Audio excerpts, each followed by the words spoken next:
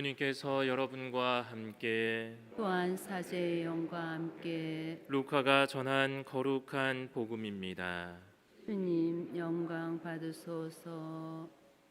예수님께서 군중에게 말씀을 하고 계실 때에 군중 속에서 어떤 여자가 목소리를 높여 선생님을 배웠던 모태와 선생님께 젖을 먹인 가슴은 행복합니다 하고 예수님께 말하였다.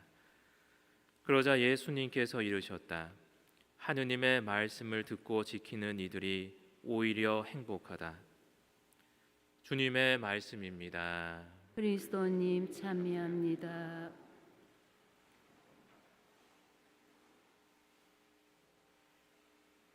평화를 오늘 또 성모 기사의 미사를 같이 봉헌해 주셔서 감사드립니다. 오늘은 위령의 날입니다. 죽은 모든 이들, 특히 연옥 영혼들이 빨리 천국에 가도록 기도하는 그러한 날이죠. 어제는 무슨 날이었습니까? 모든 성인 대축일? 예, 맞습니다. 그 전날은 무슨 날이었죠? 할로윈이었죠. 어제는 또 사실 그 축일, 정해진 축일이 없으신 분들 축일이 많은 그런 날이었고, 그 전날에는 할로윈이었는데 이제 깜빡했어요. 할로윈이 깜빡해가지고 뭘 좀 사다, 집에다 뭘 좀 사다 놨어야 되는데 뭐 자꾸 저녁에 띵동띵동 거리더라고요. 그래가지고 보니까 뭐 애들이 뭐 왜 이렇게 찾아오나 싶었는데 할로윈이라 가지고 집에 숨어 있었습니다. 불 꺼놓고 숨어서 빨리 이 시간이 지나가기를 기도를 열심히 했습니다. 작년에는 사탕 같은 거 준비해 놨는데 아무도 안 찾아오더니 올해는 또 경련으로 오는 건지 올해는 또 많이 오더라고요. 그래서 이번 11월 달은 또 위령 성월이기도 한데 우리가 믿는 교리 중에는 최후 심판에 관한 교리가 있잖아요. 우리는 사도신경에서 그리스도께서 그리로부터 산이와 죽은 이를 심판하러 오시리라 믿나이다라고 또 고백을 합니다. 이 심판이 바로 최후의 심판인 것이죠.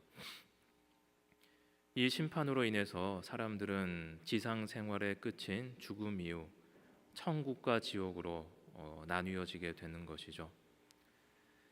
그리고 또 연옥이란 곳이 있습니다. 연옥이란 천국으로 가기에는 약간 부족한 우리 같은 사람, 애매한 사람들, 지옥으로 보내기에도 애매하고 천국으로 보내기에도 애매하고 그러한 사람들, 이제 연옥에서 정화되는 과정을 거친다고 이야기를 합니다. 그렇다면 지옥이란 과연 우리가 상상하고 있는 지옥이란 과연 어떤 곳일까 생각을 하면 예전의 사람들은 지옥을 아주 무섭고 끔찍한 곳으로 이제 묘사를 했습니다. 제가 저번 성당에서 고해성사를 주는데 고해성사 이렇게 신자들이랑 가린 칸막 병풍이 있었는데 그 병풍에 지옥의 모습이 묘사된 그러한 병풍을 이제 치면서 고해성사를 줬더니 좀 효과가 좋지 않았는가 하는 생각도 듭니다. 그래서 우리가 생각하는 그 지옥의 모습을 생각하면 막 뭐 불지옥, 뭐 그런 불교에서도 말하는 그러한 여러 가지 지옥들이 있고, 그래서 예전에는 이제 신부님들이 얘기를 하시잖아요. 그렇게 살면 지옥 간다고, 예수님 안 믿으면 지옥 간다고 그렇게 얘기를 했는데 그때 당시에는 뭐 저런 식으로 이야기를 하는가 싶기도 했지만 지금 생각하면 그것이 가장 좋은 사람들에게 그런 어떤 이야기가 아닌가. 냉담하는 사람들, 그런 사람들은 아무리 좋은 말을 해도 안 듣거든요. 그 대신 그렇게 살면 지옥 간다, 이러한 자극적인 이야기를 해야지 또 듣는다는 생각이 듭니다. 그래서 또 우스갯소리로 뭐라고 얘기를 하냐면 음식을 남기면 지옥에서 콧구멍으로 먹는다고 그렇게 또 이야기를 합니다. 애들 음식 안 먹을 때 한번 얘기해 보세요. 너네 그렇게 음식 남기면 지옥 가서 콧구멍을 먹는다고 얘기하면, 요즘 애들은 그런 얘기하면 좀 무서워하나요? 지옥 얘기하면 턱도 그런 곳이 어디 있어 막 그렇게 얘기하는 애들도 있을 것 같고, 또 요즘 산타클로스 있다 그러면 아이들이 믿습니까? 저는 한 초등학교 가기 전까지는 믿었던 것 같아요. 초등학교 가기 전까지는 믿었는데, 근데 선물을 그렇죠. 그래서 현대 교리 체계는 천국과 지옥을 뭐라고 설명을 하냐면 천국은 하느님과 의인들이 이루는 영원한 친교다라고 설명을 합니다. 어떠한 천국이라는 곳이 장소적인 어떤 개념이 아니라 하느님과 의인들이 이루는 영원한 친교이고, 지옥은 생명과 행복을 주시는 하느님과의 영원한 단절이다라고 이제 표현을 한다는 것이죠. 한마디로 이야기하자면 지옥에 떨어지고 나서는 어떤 하느님과의 관계가 영원히 단절이 된다는 것입니다. 그리고 그것이 가장 무서운 것이라는 것이죠, 인간에게 있어서. 그런데 이러한 지옥의 개념으로 인해서 많은 신학자들이 또 지옥이라는 곳에 대한 의문을 제기한다는 것이죠. 사랑이시고 자비로우신 하느님과는 지옥과는 너무 모순되는 그러한 것이 아닌가. 하지만 우리는 성경에 나타난 하느님의 모습이 단지 자비로우신 하느님만이 아니라는 사실을 알고 있습니다. 하느님은 정의의 주인이시며 또한 심판자의 모습으로서 성경에 많이 또 나타나고 있다는 것이죠. 그렇다면 지옥이 없다면 어떻게 될까요? 우리가 알고 있는 최악의 범죄자, 그리고 어떤 살인마들, 내 가족들을 죽인 그러한 원수가 지옥에 가지 않는다면, 그들도 천국에 갈 수 있다면 여러분은 과연 납득을 할 수 있겠습니까? 어떻게 보면 우리의 생각은 이중적이죠. 우리의 죄를 생각하게 된다면 지옥이라는 곳이 없었으면 좋겠다 이렇게 생각을 하다가도, 또 내가 미워하는 사람들, 또 내 원수들 생각하면 저 사람들하고 죽어서 같은 곳에, 저 사람들하고 나는 다르다 이렇게 또 생각을 하기 때문에, 그때는 또 지옥이라는 곳이 있어서 그 사람들이 고통받았으면 좋겠다라고 우리는 생각을 합니다. 내가 만약 끔찍한 잘못을 저질렀다면 우리는 용서받을 가능성이 있기를 바랄 것이고, 내 원수에게는 그럴 가능성조차 없기를 우리는 기도하는 것이죠. 이러한 마음으로는 우리는 천국과 지옥을 판단할 수가 없습니다.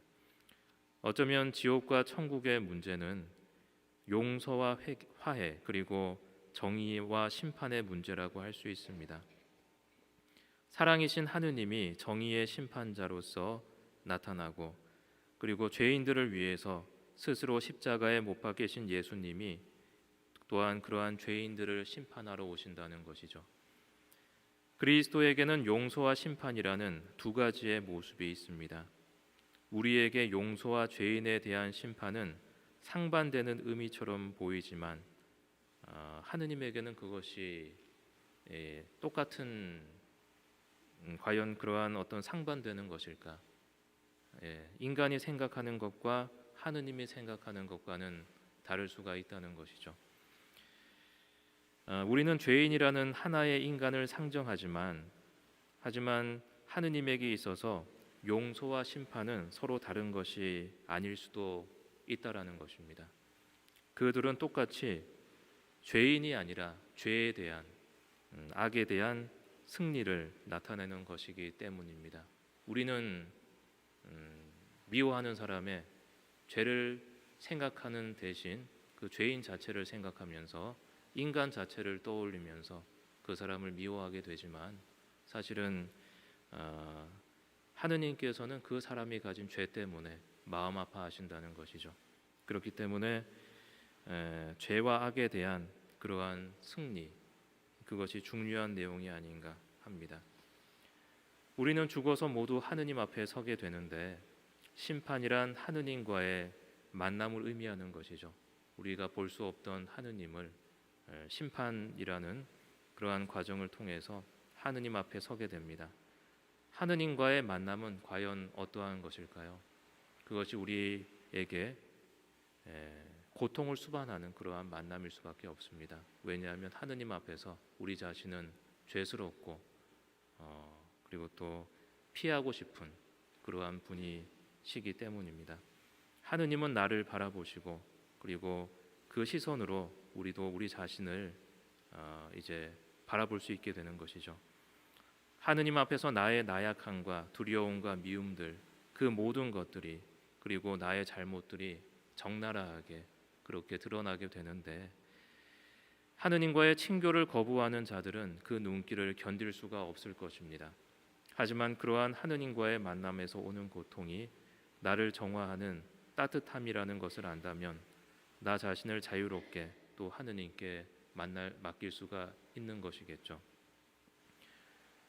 그리고 우리에게는 성모님이 계십니다. 성모님은 누구십니까? 바로 죄인들의 피난처입니다. 죄를 통해 죽음이 들어왔다면 여인의 후손은 죄를 물리치고 영원한 생명을 우리에게 가져다 주십니다. 우리는 성모님께 기도합니다. 천주의 성모 마리아님, 이제와 저희 죽을 때에 저희 죄인을 위하여 빌어주소서. 죽음에 대한 두려움이 우리의 죄를 떠올리게 합니다.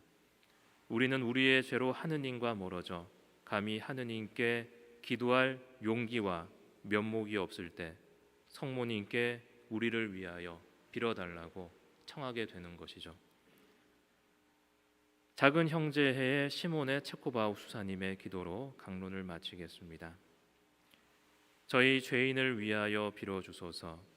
우리 안에서 꽃 피우지 못하는 그 모든 것, 적게 사랑하고 잘못 사랑한 모든 것이 용서받을 수 있도록, 우리 삶의 갈라진 틈에 아직 아물지 않은 그 상처에 그분의 용서가 도달할 수 있도록 저희 죄인을 위하여 빌어주소서.